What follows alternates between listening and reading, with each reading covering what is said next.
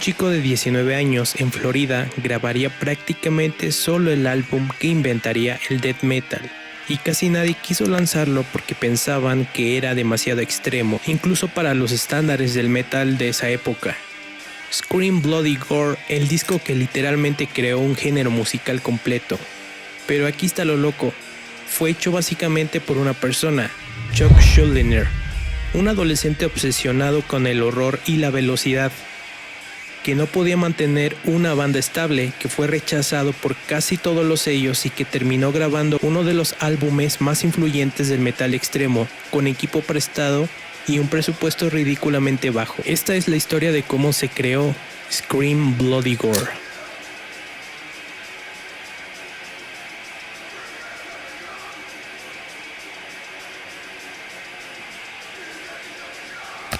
Para entender Scream Bloody Gore necesitas entender quién era Chuck Schuldiner y de dónde venía. Chuck nació en 1965 en Long Island, Nueva York, pero se crió en Florida. Y Florida en los años 80 no era el centro del metal, no era Los Ángeles con sus bandas de glam, no era la bahía de San Francisco con el thrash, era Florida, calor, humedad y básicamente nada pasando musicalmente. Pero eso no detuvo a Chuck. Este chico estaba obsesionado con la música desde temprana edad. Su hermano mayor lo expuso al rock pesado y una vez que Chuck escuchó bandas como Black Sabbath, Judas Priest y especialmente Venom, algo hizo clic en su cerebro. Venom era particularmente importante. Esta banda británica estaba haciendo algo más extremo que el heavy metal.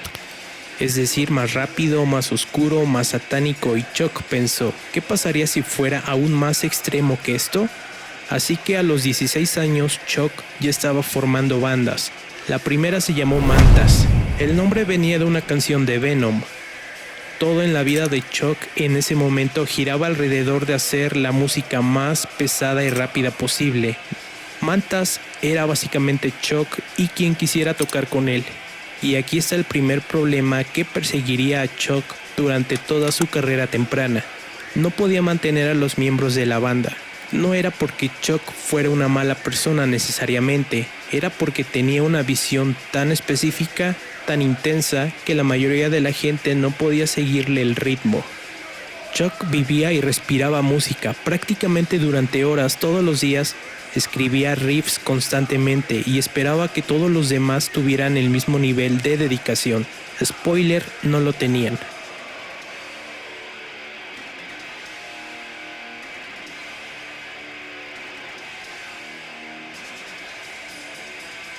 La historia temprana de Death, que es como Chuck rebautizó a Mantas en el 84, es básicamente una rotación constante de músicos entrando y saliendo. Primero estaba Rick Ross en la guitarra. Rick era talentoso, pero Rick también tenía otras prioridades en la vida. Chuck no entendía el concepto de otras prioridades, para él la música era todo. Luego estaba Cam Lee en la batería y voces ocasionalmente. Cam era bueno, tenía ese growl profundo que se convertía en el característico del death metal, pero Cam y Chuck chocaban constantemente sobre la dirección musical. Chuck quería ir más rápido, más técnico, más extremo. Algunos de los otros miembros querían algo más simple, más directo. Esta tensión creativa era constantemente. Y luego estaba el problema de vivir en Florida. No había como tal una escena real allí. Si querías tocar shows, tenías que manejar a otras ciudades. Si querías grabar, no había estudios que entendieran lo que estabas tratando de hacer. Chuck se sentía atrapado.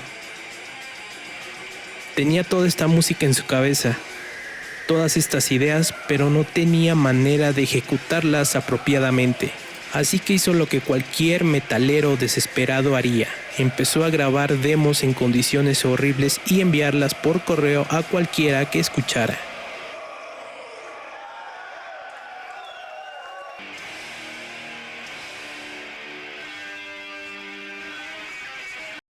Las demos tempranas de Death son legendarias por lo crudas que son. No solo hablo de crudo en el sentido artístico, hablo de grabadas en un garaje con equipos que apenas funcionaban. La demo Dead by Metal de 1984 es básicamente inescuchable en términos de calidad de producción, pero si podías escuchar más allá de la estética y la distorsión, había algo. Riffs que eran más complejos que el thrash metal típico, velocidad que rivalizaba con las bandas más rápidas del momento, y voces que eran más guturales, más monstruosas que cualquier otra cosa. Chuck estaba literalmente inventando el death metal en su garaje y ni siquiera lo sabía completamente. En 1986, Death grabó 2 demos importantes. Estas demos empezaron a circular en la comunidad del tape trading y por ende la gente empezó a prestar atención. Los metaleros hardcore que estaban aburridos del thrash estándar, que querían algo más extremo, encontraron estas demos y se volvieron locos. ¿Qué es esto? ¿Quiénes son estos tipos? Pero aquí está el detalle. Para cuando esas demos estaban circulando, la formación de la banda ya había cambiado nuevamente. Chuck básicamente despidió a Camley y algunos de los otros miembros porque sentía que no estaban comprometidos suficientemente con el proyecto. Esto causó mucho drama en la pequeña escena de metal de Florida. Gente tomando lados, acusaciones volando en ambas direcciones. Chuck fue pintado como un dictador musical, alguien imposible de trabajar, y quizás había algo de verdad en esto, pero también había verdad en que Chuck sabía exactamente lo que quería.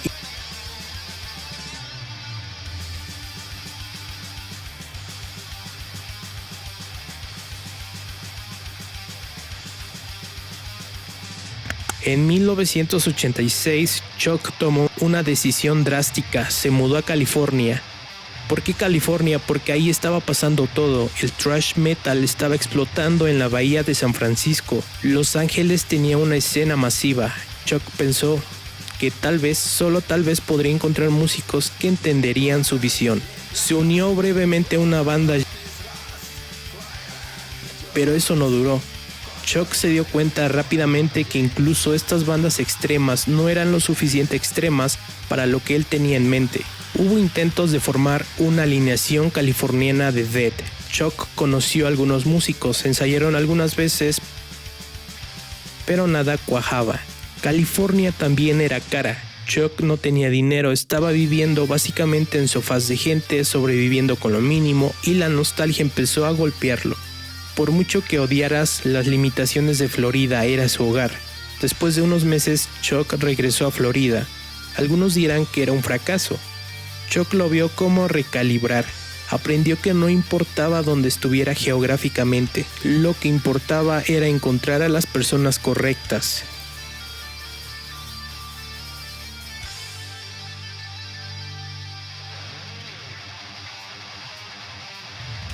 Durante su tiempo en California, Chuck había conocido a Chris Rayford.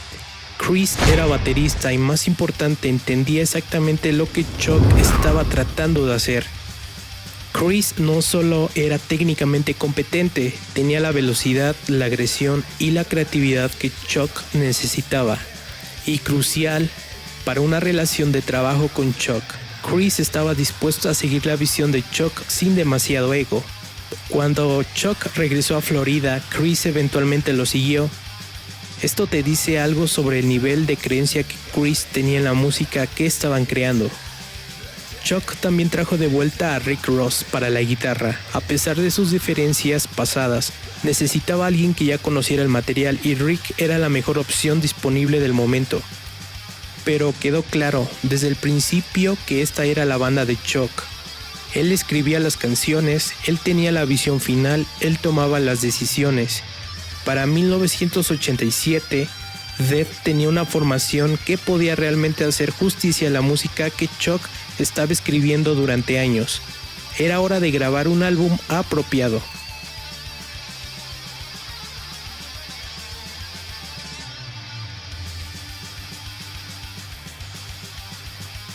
Combat Records era un pequeño sello especializado en metal extremo. Habían lanzado álbumes de bandas como Megadeth en sus primeros días, Exodus y otras bandas de thrash. Alguien en Combat Records escuchó las demos de Death y vio el potencial. No era un contrato grande, no estamos hablando de adelantos masivos o presupuestos enormes. pero era un contrato real con un sello real que distribuiría el álbum apropiadamente. En ese momento Chuck estaba eufórico después de años de lucha, de formaciones cambiantes, de vivir en sofás. Finalmente tendría la oportunidad de grabar su visión apropiadamente, pero había un problema. Combat Records no le dio mucho dinero a Dead para la grabación. El presupuesto era extremadamente limitado. Algunos reportes dicen que fueron menos de $5,000. $5,000 para grabar un álbum completo. Incluso en el 87 eso era casi nada. Chuck tendría que ser inteligente sobre esto. No podía darse el lujo de tomas infinitas. No podía experimentar demasiado. Tenía que entrar al estudio preparado y ejecutar.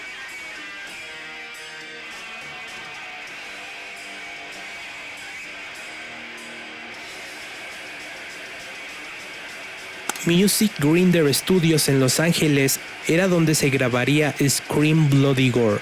No era un estudio de primera categoría, pero era profesional y tenía el equipo necesario. El productor sería Randy Burns. Randy había trabajado con bandas como Megadeth, Suicidal Tendencies y Nuclear Assault. Sabía cómo capturar la música pesada y rápida, pero incluso Randy estaba un poco sorprendido por lo extremo que Dead era. La sesión de grabación fue en diciembre del 86, aunque el álbum no se lanzaría hasta en mayo del 87, debido a retrasos en la producción y distribución. Y aquí es donde la historia se pone realmente interesante, porque a pesar de que Rick Ross estaba oficialmente en la banda, Chuck terminó grabando casi todas las guitarras él mismo. Hay diferentes versiones de por qué pasó esto. Algunos dicen que Chuck sintió que Rick no estaba tocando las partes exactamente como las había escrito. Otros dicen que era simplemente más eficiente que Chuck las grabara él mismo dado el presupuesto limitado. La verdad probablemente es una combinación. Chuck era un perfeccionista, y cuando el tiempo es dinero y tienes muy poco dinero, un perfeccionista va a tomar el control. Así que Chuck grabó las guitarras principales, grabó los solos, grabó el bajo, grabó las voces. Por su parte, Chris Rayford grabó toda la batería y la grabó increíblemente. Su trabajo en este álbum establecería el estándar para el death metal drumming durante años, es decir, los blast beats. Pero esencialmente Scream Bloody Gore es un álbum de Chuck Schuldiner con Chris en la batería. Con un presupuesto tan limitado no había tiempo para tonterías.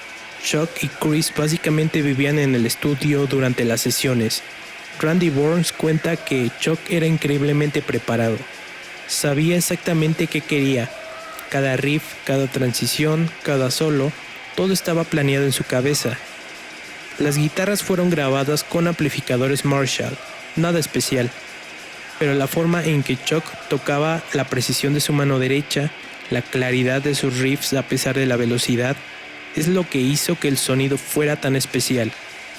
Por su parte, las voces fueron un desafío. Chuck estaba haciendo algo que casi nadie había hecho antes. No eran voces de thrash metal tradicionales, era el grito agudo de Rob Halford o el gruñido áspero de Tom Araya. Era algo completamente nuevo. Chuck desarrolló una técnica vocal que era gutural profunda, pero aún inteligible. Podías entender lo que estaba diciendo, a diferencia de algunos death metal posteriores que se convertirían en ininteligible. Esta técnica vocal destrozaba su garganta. Durante las sesiones largas, Chuck apenas podía hablar, pero siguió adelante porque sabía que esto era lo que la música necesitaba. Chris en la batería era una máquina. Los blast beats, los dobles bombos constantes, los fills complejos, todo grabado con una precisión que era rara para la música tan extrema. Hay una historia de que algunas de las tomas de batería tuvieron que ser editadas porque Chris tocaba tan rápido que el equipo de grabación de la época apenas podía capturarlo apropiadamente. Los medidores estaban constantemente en rojo. Randy Burns hacía lo que podía para capturar la intensidad sin que todo se convirtiera en un lío de distorsión. Es un balance delicado cuando estás grabando música tan extremadamente rápida y pesada.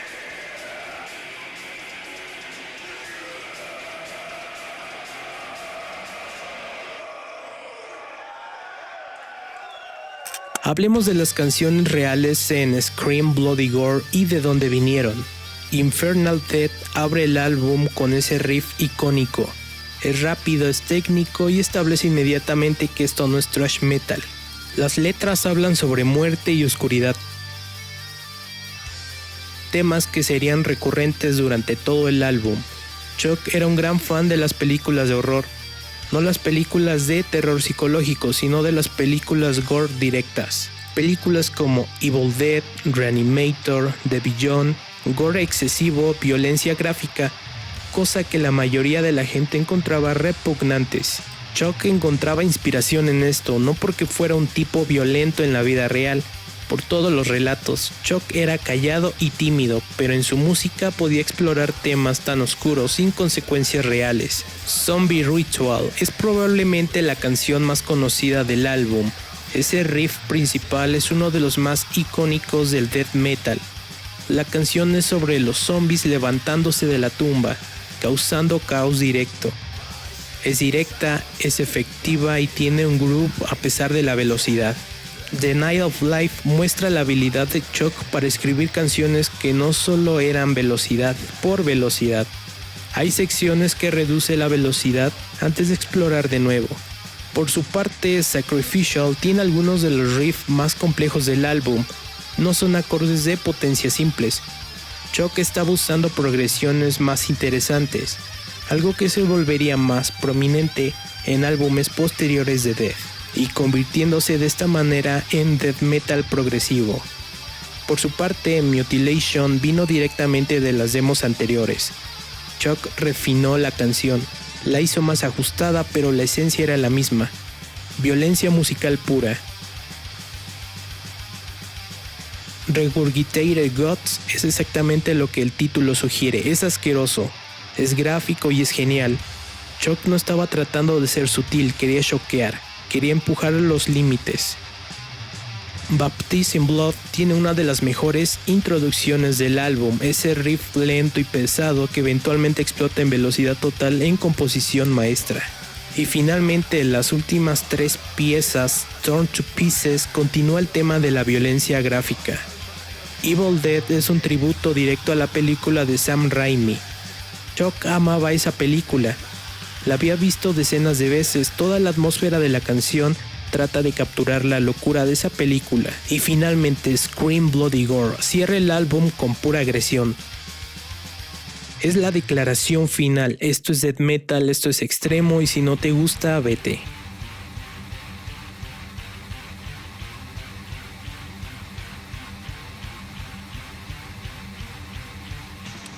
Grabar Scream Bloody Gore no solo fue difícil por las limitaciones del presupuesto. Fue difícil porque estaban haciendo algo que nadie había hecho. No había como tal un manual sobre cómo grabar death metal, porque el death metal como género en esa época todavía no existía realmente. Thrash metal sí. Black metal primitivo de bandas como Venom, Bathory, Hellhammer, pero este nivel específico de extremidad con este nivel de complejidad técnica era nuevo. Randy Burns tenía que descubrir cómo capturar las guitarras para que fueran pesadas pero claras. Si había demasiada distorsión, los riffs complejos se convertirían en lodo. Si había muy poca, no tendría el peso necesario. Las voces presentaban un problema similar. Chuck estaba haciendo sonidos que podían distorsionar fácilmente las grabaciones. El nivel de ganancia correcto, la cantidad correcta de compresión requirió experimentación. Y luego estaba el problema de la mezcla general. Con música tan rápida y densa, es fácil que todo se mezcle en una pared de ruido. Cada instrumento necesitaba su espacio, así que Randy decidió mantener la batería bastante seca y directa, similar a cómo se hacía el thrash metal. Las guitarras ocupaban las frecuencias medias con su distorsión.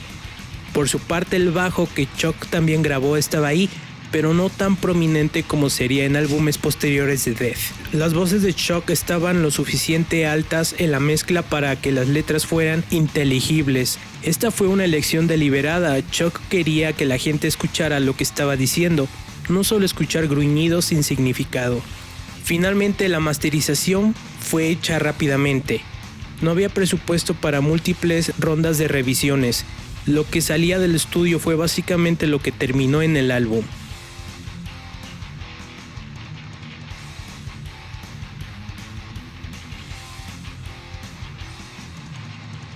El arte de la portada de Scream Bloody Gore es icónico y perturbador. Es gráfico de una manera que haría que muchas tiendas pusieran el álbum detrás del mostrador. El artista fue Dennis Red. Chuck le dio instrucciones específicas.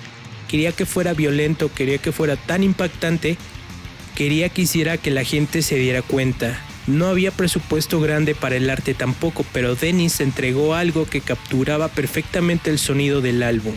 Si ves esa portada, sabes exactamente qué tipo de música vas a escuchar. Algunas tiendas de discos se negaron a exhibir el álbum con la portada visible.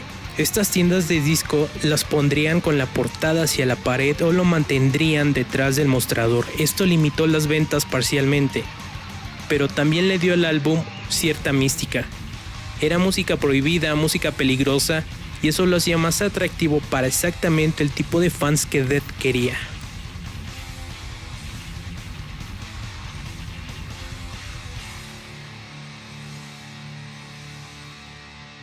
Finalmente llegamos al mes de lanzamiento. Scream Bloody Gore fue lanzado el 25 de mayo del 87 a través de Combat Records.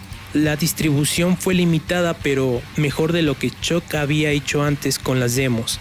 El álbum llegó a tiendas especializadas en metal en Estados Unidos y eventualmente en Europa. No hubo una gran campaña publicitaria, no hubo videos musicales, no hubo rotación en la radio porque ninguna radio tocaría esto.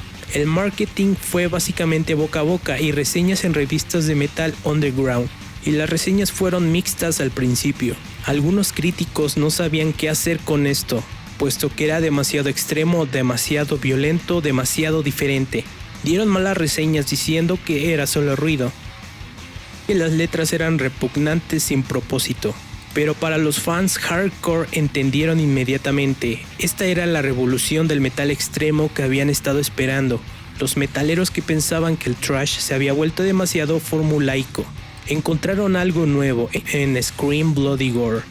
Las ventas iniciales fueron modestas, tal vez unos pocos de miles de copias en los primeros meses, pero algo estaba pasando en el underground. La gente hacía copias en cassette y las compartía. Los fanzines escribían sobre el álbum, la reputación de la banda crecía. Scream Bloody Gore enfrentó controversia desde el principio. Las letras sobre la muerte, el desmembramiento y muerte violenta molestaron a muchas personas. Argumentaban que esta música era peligrosa para los jóvenes. Críticos sociales decían que glorificaba la violencia. Chuck siempre defendió la música. Argumentaba que era ciencia ficción, como una película de horror. Nadie acusaba a los directores de películas de horror en promover violencia real. ¿Por qué la música debería de ser diferente? Pero no todos compraban ese argumento. Hubo intentos de prohibir el álbum en algunas áreas. Algunas tiendas se negaron completamente a venderlo. Esta controversia paradójicamente ayudaría al álbum. Cualquier publicidad es buena publicidad, especialmente en el metal underground. Cuando más la gente decía que era peligroso, más los jóvenes metaleros querían escucharlo. Dentro de la comunidad del metal también había división. Algunos metaleros del viejo estilo pensaban que esto era demasiado, que Death estaba arruinando el metal llevando a un lugar demasiado extremo. Otros argumentaban que esta era la progresión natural. El metal siempre había sido sobre empujar límites. Death solo estaba llevando esto al siguiente nivel. Aunque Scream Bloody Gore no fue un éxito comercial masivo, su impacto en la música fue inmediato y profundo. Otras bandas que habían estado experimentando con sonidos similares escucharon este álbum y se dieron cuenta de que había un camino hacia adelante. Possessed había lanzado Seven Churches en el 85, que muchos también consideran fundamental para el desarrollo del death metal. Pero Scream Bloody Gore refinó y definió el sonido. En Florida, bandas como Morbid Angel, Obituary y Decide escucharon lo que Chuck estaba haciendo y dijeron: nosotros también podemos hacer esto. La escena de death metal de Florida estaba a punto de explotar, y Death encendió esa chispa. Por su parte, en Suecia, bandas como Entombed y Dismember estaban desarrollando su propio estilo de death metal. Scream Bloody Gore les mostró que había una audiencia para música tan extrema. En toda América, Europa y eventualmente el resto del mundo, bandas empezaron a formar inspiradas directamente por este álbum. El término death metal se volvió más común. Antes todo lo extremo se agrupaba como thrash o black. Ahora había una distinción. Death metal era más pesado, más técnico, con voces guturales específicas. Y Chuck Schuldiner, sin querer realmente, se convirtió en el padrino de todo esto. Después de la gira de Scream Bloody Gore, la formación de Death se separó de nuevo. Scream Bloody Gore fue solo el comienzo de la historia del death metal. Los álbumes que siguieron mostraron una evolución musical constante. Leprosy en el 88 fue más pulido, más técnico, pero mantuvo la agresión. Las letras empezaron a alejarse un poco del gore puro hacia temas más introspectivos. Spiritual Healing de 1990 fue aún más progresivo. Los riffs eran más complejos, las estructuras de las canciones más ambiciosas. Chuck estaba empujando los límites de lo que el death metal podía ser. Human de 1991 marcaría un punto de inflexión importante. Chuck trajo músicos de jazz fusión como Sean Reiner en la batería y Paul Masvidal en la guitarra. El álbum era técnicamente deslumbrante, incorporando elementos que nunca antes habían estado en. Por su parte, algunos fans puristas odiaron esta evolución, querían que Death siguiera siendo Scream Bloody Gore una y otra vez, pero Chuck se negó. Para él, repetirse sería una muerte artística. Posteriormente, cada álbum era más técnico, más progresivo y más filosófico en las letras. Las letras de Chuck evolucionaron desde gore y horror hasta temas sobre la condición humana, la espiritualidad, la mortalidad, especialmente después de que su padre murió. Chuck empezó a reflexionar más sobre estos temas serios. Pero nada de esto habría sido posible sin Scream Bloody Gore. Este álbum le dio la plataforma, le dio la credibilidad, le dio la libertad de experimentar. Desde una perspectiva técnica, Scream Bloody Gore estableció muchas de las características que definirían al death metal. Más de 35 años después de Scream Bloody Gore, el legado de Chuck Schuldiner y Death continúa creciendo. Nuevas generaciones de metaleros descubren el álbum cada año. Chicos de 15, 16 años que ni siquiera habían nacido cuando Chuck murió, están aprendiendo las canciones, formando bandas influenciadas por ese sonido. Hay documentales sobre la vida de Chuck y la historia de Death. Bandas modernas todavía citan a Scream Bloody Gore como influencia. No solo bandas de death metal, sino de metal progresivo o metalcore, todo el espectro. Hoy en día la familia de Chuck ha trabajado para mantener su memoria viva, compartiendo historias personales, ayudando a organizar tributos. Hay incluso un documental llamado Dead by Metal, que explora la vida de Chuck y su impacto en la música. La historia de este álbum es sobre más que música.